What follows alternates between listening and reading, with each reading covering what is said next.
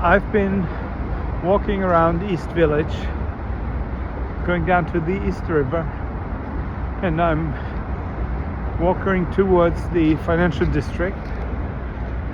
It's over there. And maybe I'll show you some of the pictures, even though I don't want to do the touristy bit and I don't want to do the travel blog. What are my options? What are the conclusions I'm looking for? Well, obviously, I need a solution to solve my financial problems, to solve my business problems, and to set up something new. And I mean new.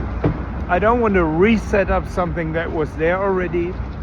I don't want to rebuild something that was there already and has crashed for reasons that are not like bad businesses or things like that, because of the reasons that I made public in Germany the last 1.5 years. My family and I are victims of criminal actions against our fortune, against our companies. In the end, I didn't manage, and therefore I failed in keeping that away from, further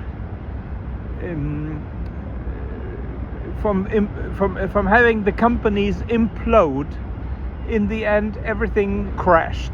We had a total crash of the whole company structure. The company fortune is gone. The personal fortune is gone. It's a financial meltdown for us as a family, as owners, and as a company group. Fourth generation. The company was originally set up in 1931 in a town in Münster. It's called Münster, North Rhine-Westphalia in Germany. Okay, so that failed.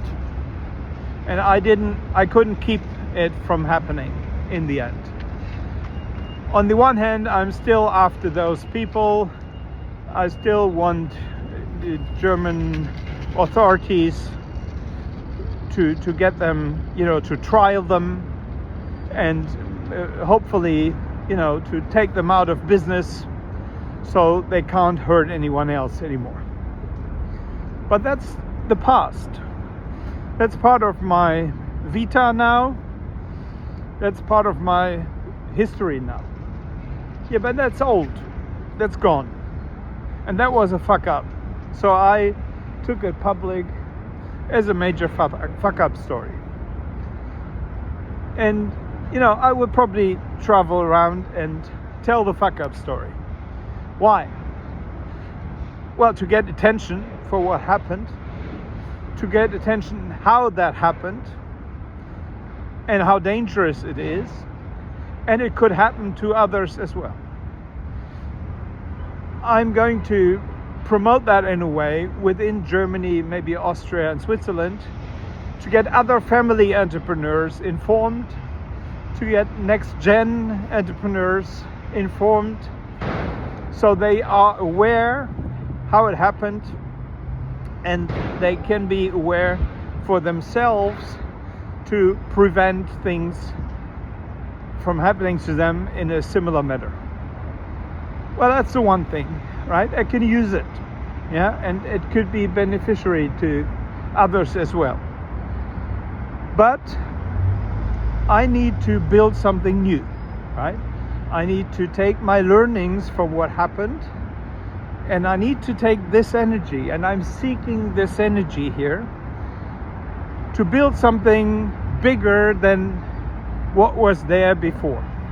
Why? Well, the one thing is compensation. Of course, I have to compensate myself. I have to get compensation for my family. And, well, I'm 55 years old, right? So I don't have 30 years to build something again that had been built over several generations, and within the last 10 years I added a share to it in order for it to grow. And then it got destroyed within like 2 years. So I don't have decades time left to rebuild it. I have to build something of similar size or bigger in a shorter amount of time. So what are my options here? In a place like this, and this is New York City, and well, why is that important? Because I had places, and also in that crisis in the last couple of years, I had places comparable size where I went to recharge, where I had gone to come up with inspirations about business ideas and opportunities.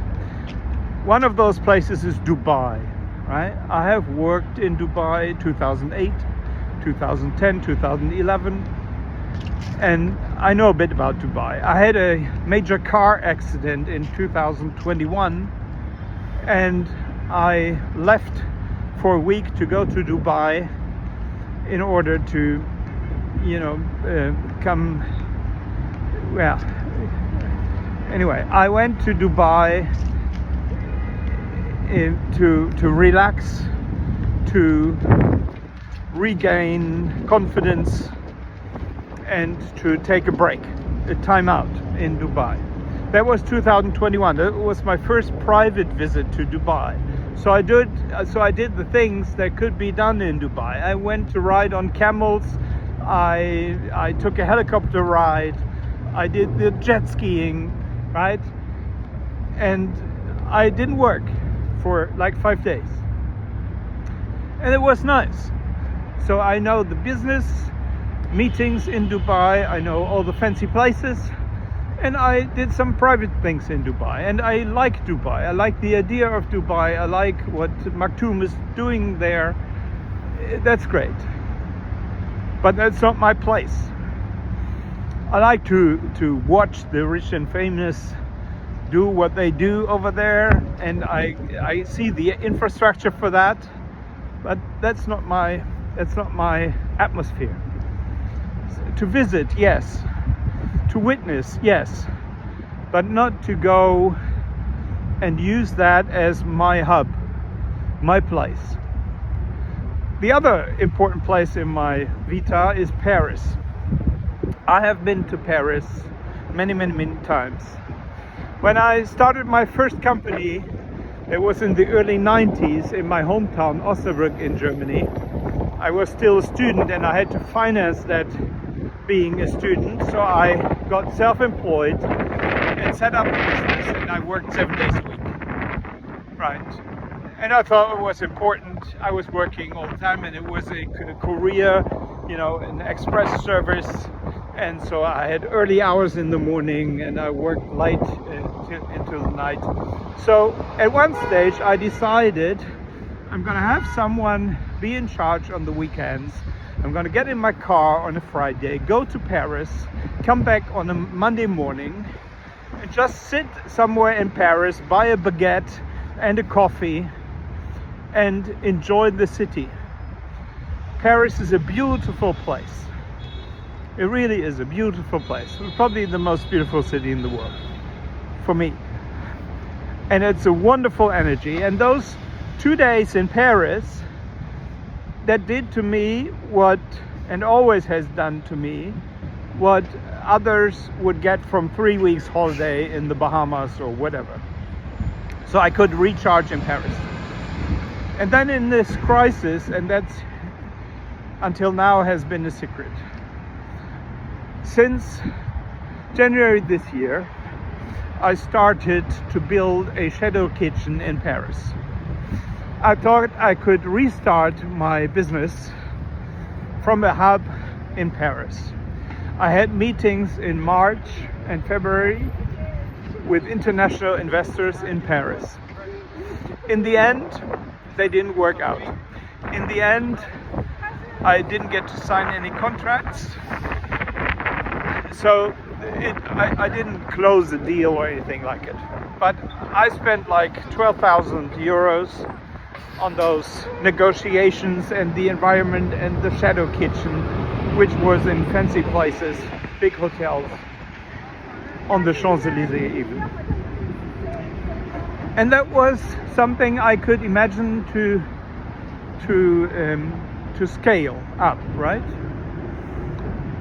Look at that one over there. But Paris for me has always been an energy to retreat. It's a romantic city for me. It has a positive energy, but it is very personal, right? The French mentality, I kind of like the French mentality. I speak French a bit, but I don't understand the French business attitude, and I've never done business with French people. And maybe using a hub to build something in a place like that is an interesting mix, but it's not a match with my mentality. Maybe my experience with the US American business culture, the US American culture, having such an approach to the USA for the energy, the attitude, the business approach. I have used that in the past, working as a coach, as an entrepreneur. I have always used that, and I have tried to be a catalyst in a way between the US approach and the business culture in Germany, Austria, and a bit Switzerland. I couldn't be that kind of catalyst, or however you call that. I couldn't be that transformative in between France and Germany, Austria, and Switzerland.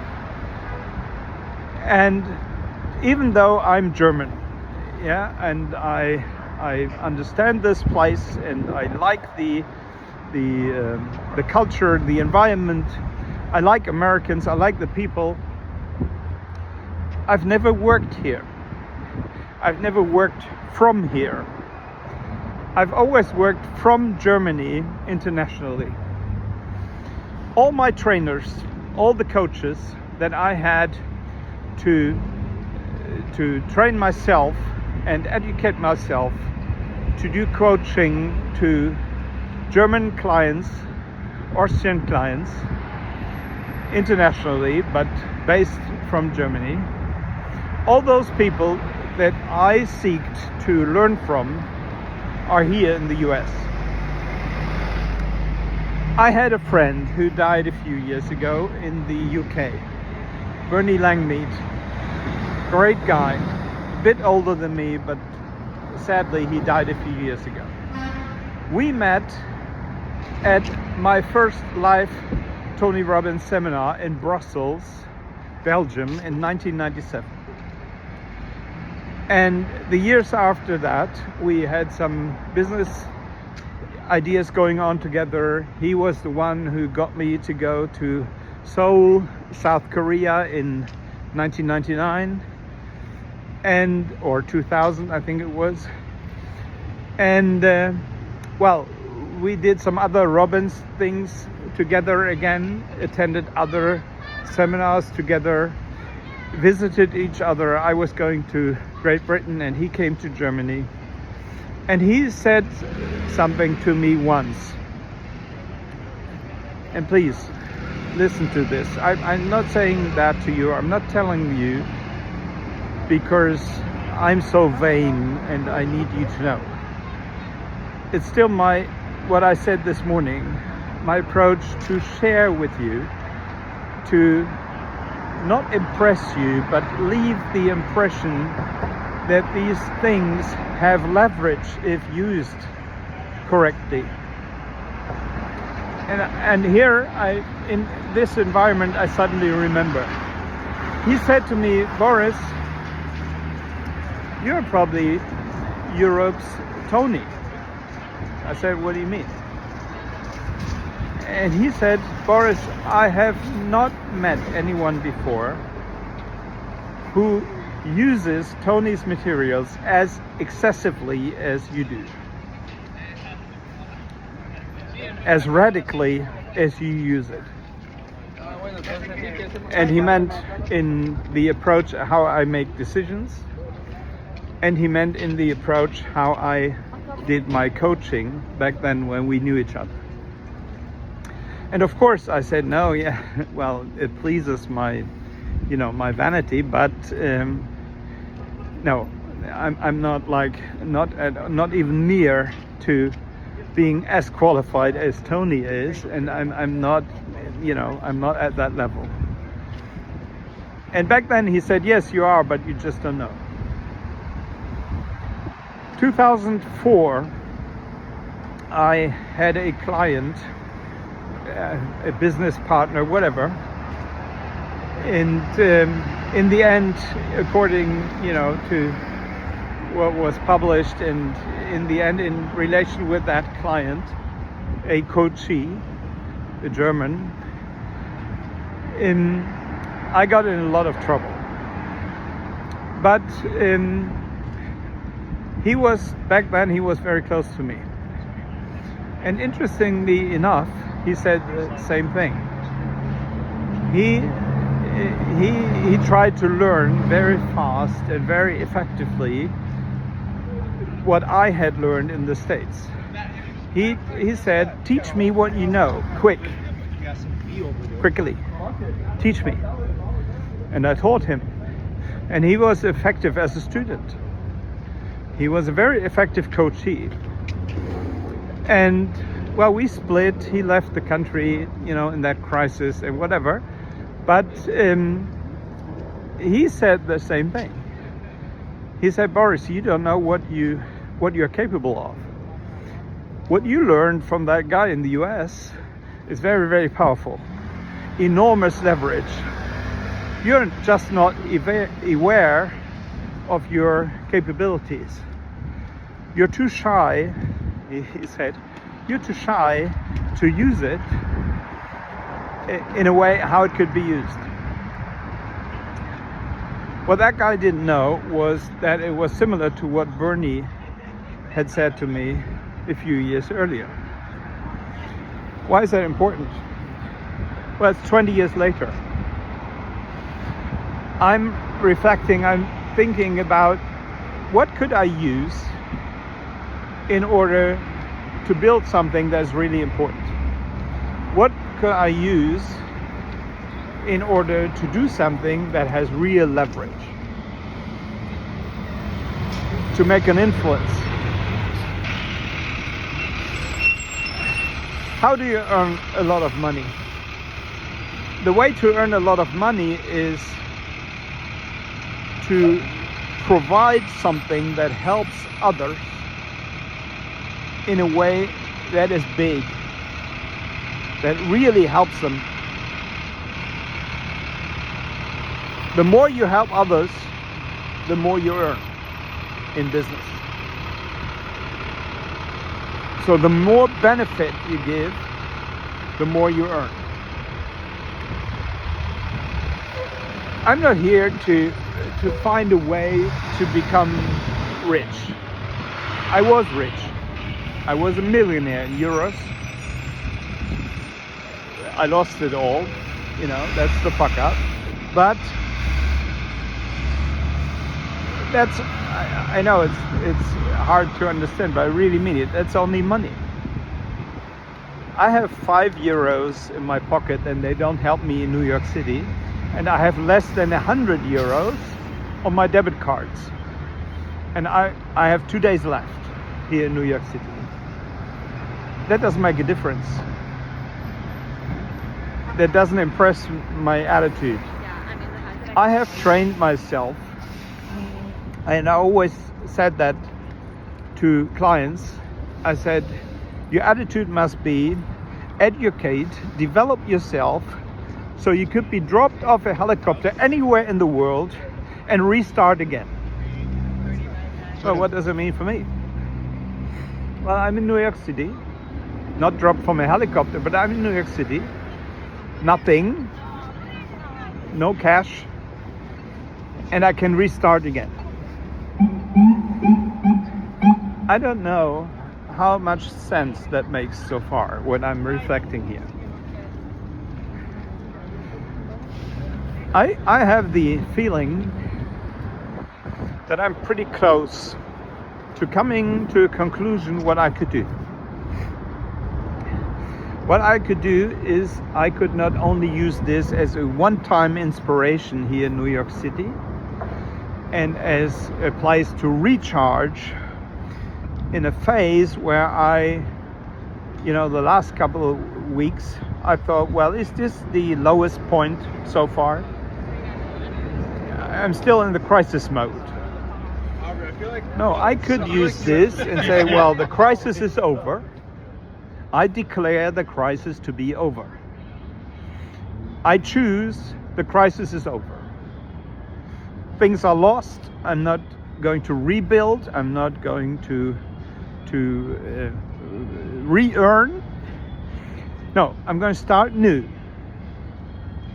Now, today. It's my decision. It's my choice. And my choice could be, well, this time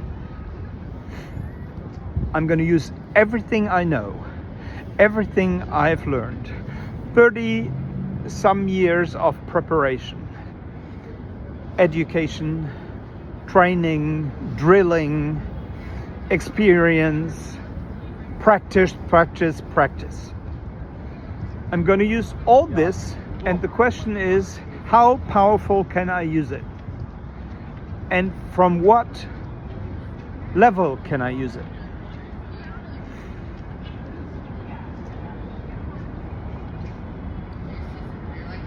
Don't get me wrong, please.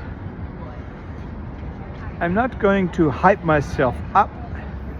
It's not about motivation. I wrote a book and I wrote a chapter that I don't believe in motivation, right? People are motivated, full stop. Either to not do things or to do things, right? You can't artificially motivate people. Yeah, it's the question is, what is the motive, right? My motive always was, I want to make a difference. How can I make a difference? And the bigger difference I can make, the better it will be for a future new business. So what is the main thing, the main excerpt from what happened to me the last couple of years that I can pick and use and make a major difference? When I worked as a coach until 2010, when I sold my academy, my USP, my focus, my expertise was mental strength. And the vocabulary was, well, I'm doing personal development, but it's about personal strength. Mental strength. And the target group was entrepreneurs. So I was coaching entrepreneurs to be mentally stronger, to lead more forcefully, to achieve bigger goals. Stronger people produce better results, full stop. That was my attitude, that was my belief. One word never came up back then: resilience. I learned the vocabulary, the word resilience, during the pandemic, the COVID crisis. Suddenly in German newspapers, they were talking about resilience. I thought, okay, interesting. But that was it.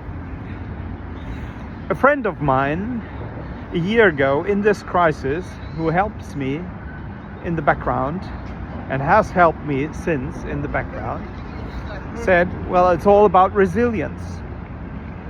You have to develop resilience. You have to use your competence and resilience to overcome this crisis. He was right.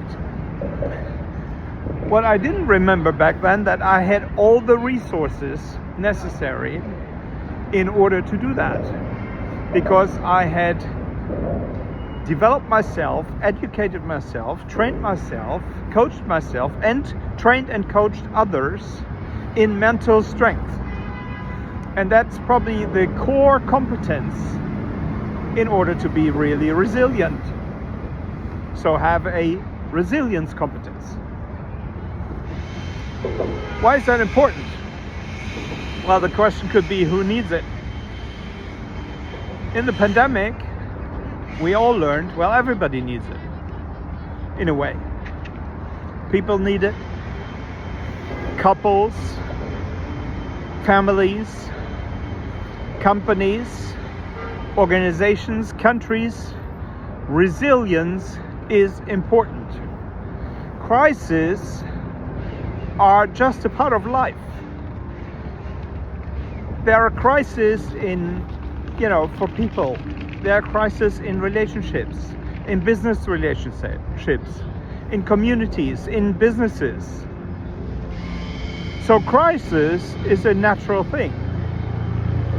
Overcoming crisis is not a skill that everybody has, but it could be important for everyone. So, if I can use what I learned, if I can use what I know to help others to develop that skill without having to experience what I had to go through, that could be beneficiary. The question is, from what level? How far up can I take it to use it to influence? And the one thing that's going through my mind is, well, I can use it from an international scale and then go back to Germany, Austria, Switzerland maybe. And then I can use a combination of the culture I learned in the US over the last 40 years, the approach that is different to the one in that area in Europe, my home country. The fail culture in my home country is a disaster. Failure is sanctioned in my country. Business failures, entrepreneurial failures are sanctioned in my country. In this place, it's different. In the US, well, you fuck up and then you restart. And it's always been like that. In Germany, you go bankrupt and you are out of the game. Your neighbors don't talk to you anymore. Half of your family leaves you. Some of your friends leave you. Nobody will give you money. Only few people will help you because you're a loser. You're out the game. In the US, I always experience that. If you tell someone, or if someone would tell someone else, well, I had a bankruptcy experience, the approach would be, okay, now you know how business works. What are you going to do next? And I love that attitude, because crisis, and a bankruptcy is nothing else than a crisis. Crisis is normal. The question is not how can you live a life without a crisis. The question is, how are you going to use them? What are you going to learn from them? What are you going to do with it? So if I could use all that, and if I could find a way to wrap that together and be the catalyst between how it's done over here, what I learned from US trainers and coaches over here, all my experience in Europe, all the experience within the last 37 years where I worked as an entrepreneur from Germany on 4 continents in the world with mainly German clients. If I can wrap that together, well, the question is, why should I go back into a local area in Germany and approach from that level and say, well, I'm going to be a local hero first, and then I'm going to be over several regions, maybe then nationally, and maybe then even bordering places, other countries. No. Why don't I do it the other way around? There's a saying, it's easier to sweep the stairs from upstairs down, other than the other way around. So what does that mean?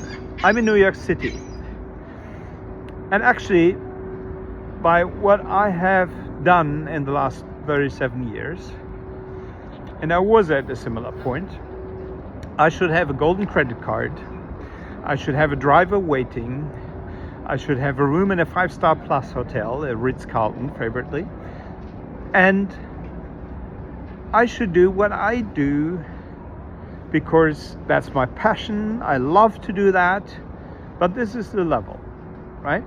I'd meet a client here, or I would fly here from a client meeting, and I would take this energy, and with this energy and with everything that I have learned many places in the world, I could fill evenings with stories. I always had clients that had far more leverage than I did, that were far bigger entrepreneurs than I was. My largest client, English Korean, my largest client had 180,000 team members all over the world. And I taught him speed reading in a hotel lobby, the Grand Hyatt in Seoul, Korea, in between meeting breaks, at a conference, within 30 minutes, and I impressed that person. That person had money, 180,000 people in his organization. He had, in his perception, he had everything. And that was this German, and back then I was about 30 or something. I said, well, you give me 10 minutes, I change your life. And it was about speed reading, and maybe one day I'll mention here why speed reading as a skill, that's a technical skill, can change your life. Isn't this beautiful? Look at the light. Yes, I know, I have a fetish about this light in New York City. It is beautiful, isn't it?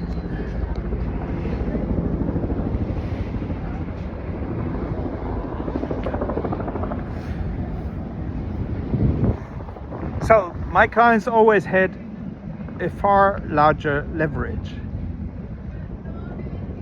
Why is that important? If I can give something to someone who has enormous leverage, then that has value. And there's money to be made. There's influence in that. There's a difference to be made in that. And so this could be a place other than Paris to be used as a hub, as a starting platform to come back to Germany and find a way to find people who have leverage and give them that. Have them benefit from that. Help them make a difference. Yeah, I'm gonna stop for now. But I think I'm close. I think I'm close. If you have the idea, well, Boris is hyping himself up.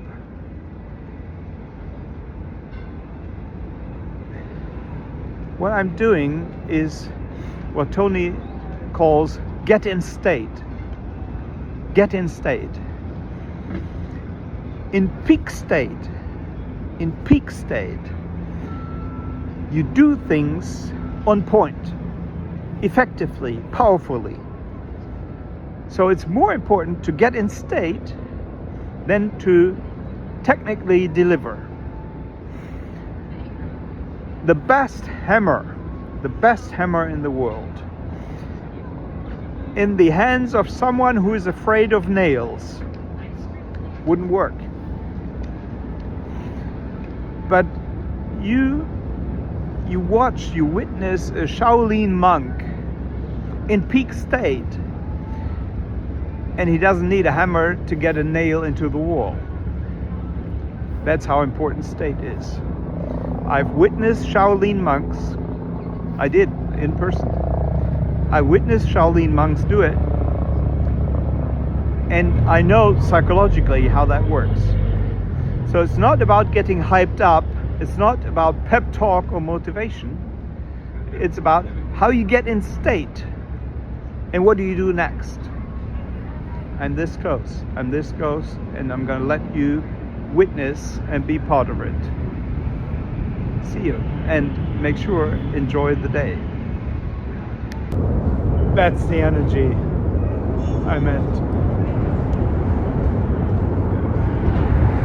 Look at this light. Isn't that beautiful?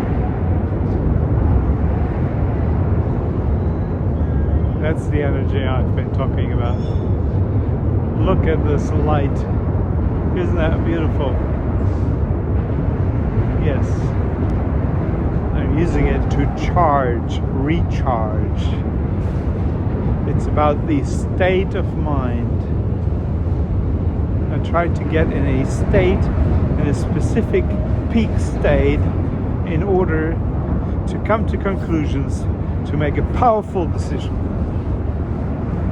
Look at this, watch this light. Beautiful.